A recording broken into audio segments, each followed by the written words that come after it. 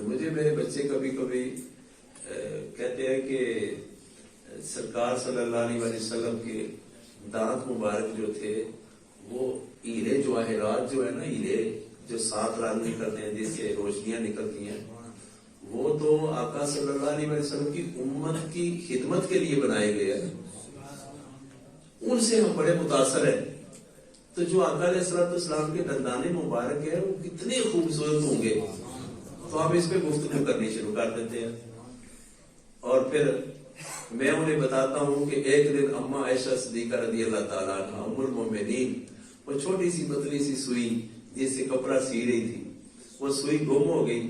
اس وقت ہماری طرح سنگ مرمر تو نہیں نہ لگا تھا۔ مدینہ شریف میں آپ دیکھیں کوئی بھی پرانا گھر ہے، میں آج سے 30 سال اگر پہلے گیا ہوں تو زیادہ فرش بھی نہیں تھے، ٹین کی دکانیں بنی ہوئی تھی، وہی مدینہ شریف کا بازار تھا۔ آج تو بڑے بڑے ٹاور بن گئے، پلازے بن گئے، تو کچے گھر تھے، لپائی بھی اتنی نہیں تھی۔ کیوں؟ آقا دو جہاں صلی اللہ علیہ وسلم نے پکا کام کیا ہی کوئی نہیں تاکہ میری امت پکا کام نہ کرے۔ سوئی گم گئی اور وہ ریت میں، اور وہ جو روڑیاں تھیں، کیکرے تھی، ان میں آ گئی۔ تو رات کا وقت ہے تو عرض کرتی ہیں میں پریشان ہوں۔ فرمایا کیوں؟ سوئی گم گئی ہے۔ تو میرے سرکار نے ایسے تھوڑے سے دندانے مبارک ہونٹ پیچھے ہٹائے، چمک نکلی، وہ سوئی چمکارے مارنے لگا۔ میں پچھلی دفعہ ایسی جگہ دیکھ کے آیا ہوں، نور مسجد، جہاں آقا صلی اللہ علیہ وسلم تشریف فرما تھے، اور کنواں تھا، اس میں بہت گہرا پانی تھا، اور ایک باغ کسی صحابی کا تھا، وہاں تشریف فرما ہوئے، اور فرمایا کہ وضو کرنا ہے۔ یا سرکار صلی اللہ علیہ وسلم پانی بہت نیچے ہے، بڑا ٹائم لگے گا۔ فرمایا آپ کے پاس جو تھوڑا پینے کے لیے پانی ہے لایا جائے۔ لایا، اور آقا علیہ السلام نے اس کو اپنے منہ میں ڈالا اور پانی واپس اپنے دہن مبارک سے واپس ڈالا، اور فرمایا یہ پانی کنویں میں ڈال دو۔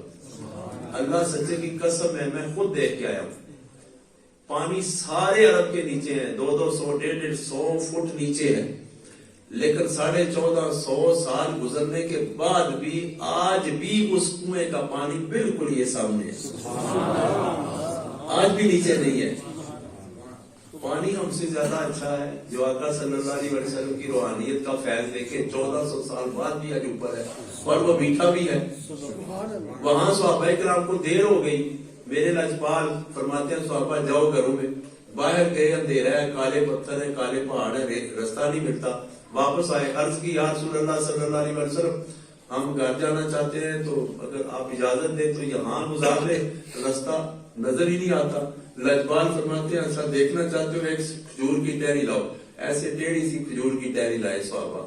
میرے لاجپال نے اپنا نبوت کا آگ اوپر پھیرا، اور ٹیوب لائٹ سے بھی زیادہ روشنی ہے۔ دوسرے صحابی کہتے ہیں یا رسول اللہ صلی اللہ علیہ وسلم ان کا گھر پہلے آ جائے گا، یہ مجھے آپ کی عطا کردہ نعمت جو ہے یہ مجھے نہیں دیں گے۔ تو لاجپال نے فرمایا آپ دوسری ٹہنی لے کے ابھی اس کے ساتھ رکھ لو، اور ساتھ لگائی، اس میں بھی روشنی آ گئی۔ تو میرے پیارے آقا صلی اللہ علیہ وآلہ وسلم کی باتیں یاد کریں، سرکار کی یہ چشمان نبوت کیسی تھی، آپ کا جو آپ کے لب، آپ کے رخسار، آپ کی پیشانی، آپ کے کان، یہ کتاب لے کے پڑھنی چاہیے۔ اس کی وجہ کیا ہے کہ ایک وقت آنا ہے لاجپال کا پڑھا ہوگا تو قبر میں فوری پہچان ہے، یہ لاجپال ہے، یہ مہربان ہے، یہ رسول اللہ صلی اللہ علیہ وسلم ہے۔